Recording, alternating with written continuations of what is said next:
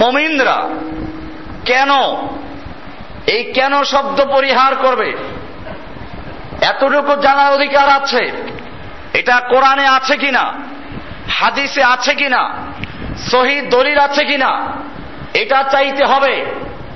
নতুবা আপনাকে আবার একজন জাল হাদিস শুনিয়ে বলবে পীরের কাছে মুরিদ হওয়া ফরজ, আর একজনে শোনাবে খাবার আগে আর খাবার পরে লবণ খাওয়া রাসূলের নির্দেশ, আর একজনে শিখাবে নবীকে সৃষ্টি না করা হলে কিছুই সৃষ্টি করা হতো না, আর একজনে শিখাবে উতলুবুল ইলমা লাউ কানা বিসসিন, সুদূর চীন দেশে গিয়ে হলেও বিদ্যা অর্জন করো, আর একজনে শিখাবে হুব্বুল ওয়াতনি মিনাল ঈমান, স্বদেশ প্রেম ঈমানের অঙ্গ। সবগুলো আল হাদিস নামক জাল হাদিস। সবগুলো কি?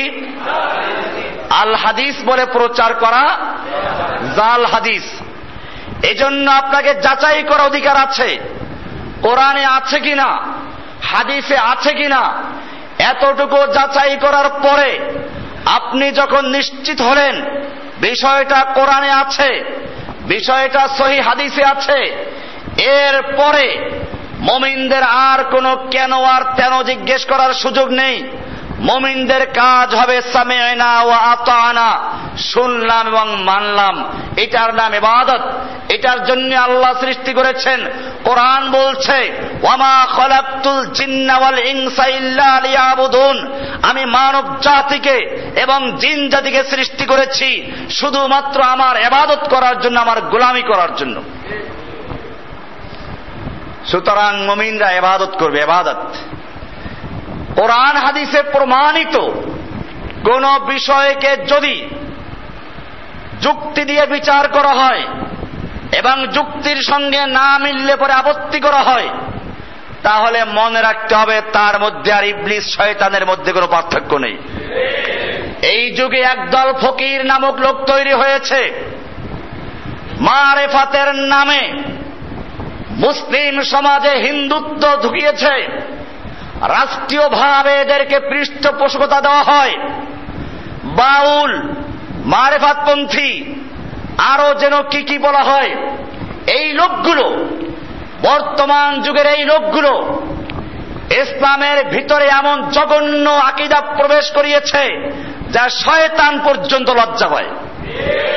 এরা সিদ্ধি অর্জন করে পঞ্চরস খায়, মেয়ে লোকের হায়েজের রক্ত, নেফাসের রক্ত, মানুষের পেশাব পায়খানা আর বীর্য, এই পাঁচটা জিনিসকে মিলিয়ে অন্ধকার রাতে এরা খেলে পরে এদের সিদ্ধি অর্জন হয়।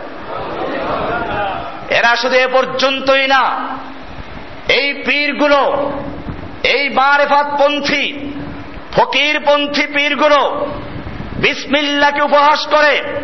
তারা বিসমিল্লাহর তর্জমা করে বীজ মে আল্লাহ, বীজের মধ্যে আল্লাহ, মানে বীর্য খাইলে আল্লাহকে পাওয়া যাবে, পীরের বীর্য খেতে হবে। এই কারণে রাতের বেলায় বাতি বন্ধ করে মেয়ে লোক পুরুষ একাত্র হয়ে জিকির করে এক পর্যায়ে মারেফাতের অজ্দের ভিতরে চলে যায়, আল্লাহর সাথে মিশে যায়। এরপরে নারী পুরুষ জিনায় লিপ্ত হয়। সেই জিনার বীর্যর মধ্যে আটা ছেড়ে দিয়ে তা দিয়ে হালুয়া দিয়ে তৈরি করে তারপরে মুরিদদের খাওয়ানো হয়। এজন্য খবরদার, এ সকল পীরের দরবারে গিয়ে কেউ ভোগ খাবেন না। এদের দরবারে তাবাররুক বলা হয়। এই তাবাররুক বলতে যা খাওয়ানো হয় এগুলো খেলে পরে মানুষ তাদের ভক্ত হয়ে যায়। আর অনেকে বলে আরে গিয়ে তো দেখলাম খুব ভক্ত হয়ে গেছি। ভক্ত তো হবাই, তোমার ভিতরে যতটুকু ঈমান ছিল ঈমান চলে গেছে, তুমি এখন শয়তানের খপ্পরে পড়ে শয়তানের ভক্ত হয়ে গেছে। এজন্য মনে রাখতে হবে, ওই যে দরবারের পীরেরা গেলে পরে আপনাকে কিছু না কিছু খাওয়াবার জন্য খুব জোর করে। কারণ হচ্ছে এই, ওটা খাওয়াতে পারলেই তোমার ঈমান শেষ হয়ে যাবে, তুমি দরবারের ভক্ত হয়ে যাবে। ভাইয়েরা আমার, যে কথা বলছিলাম, এই মারেফাতপন্থী লোকগুলো ব্যাপক হারে প্রচার করছে। নামাজ পড়ে ঢেকিতে, রোজা রাখে বাদুরে, আমরা আল্লাহর বান্দা, আল্লাহ আমাদের না খেয়ে রাখে কি ফায়দা আছে? এগুলো মোল্লাদের শরিয়ত।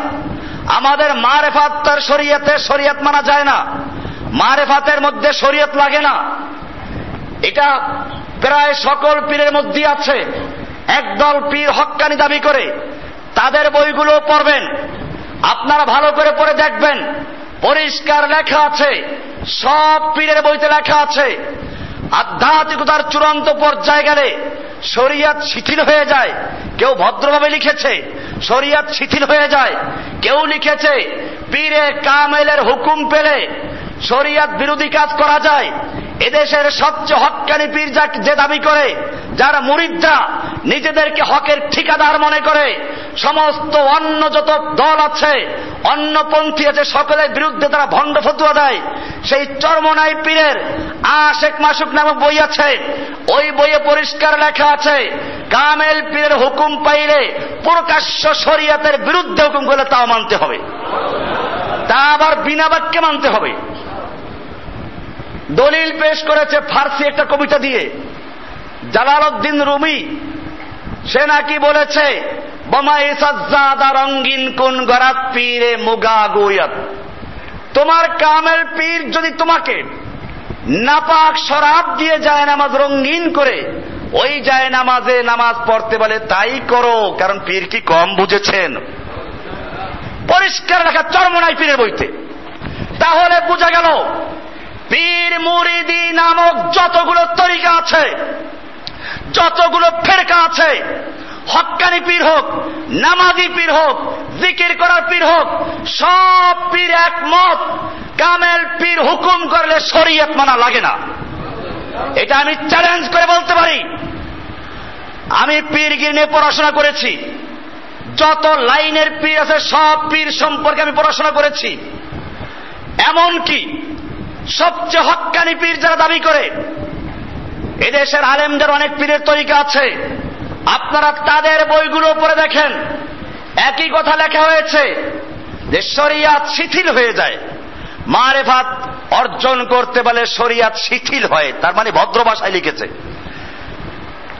ওই মাঝবান্ডারি, চন্দ্রপাড়া, দেওয়ানবাগি এরা বলে সোজাভাবে যে শরিয়াত লাগে না, আর এই লোকগুলো যারা আলেম পীর যারা, তারা একটু ভদ্রভাবে বলে শরিয়াত শিথিল হয়ে যায়। ফলাফল একই, শিথিল হওয়া মানেই তো শরিয়াত পালন করা লাগে না। ভাইয়েরা আমার, এটা পরিষ্কার, আল্লাহ তাআলা হুকুম করেছেন ফামান শাহিদা মিনকুমুশ শাহরা ফালিয়াসুমহু, তোমাদের যে কেহ এই মাসে উপনীত হবে সেজন্য অবশ্যই সাওম রাখে। এখানে বলা হয় নাই পীর হলে লাগবে না, মারেফাত অর্জনে লাগবে না, ফানাফিল্লাহ হলে লাগবে না।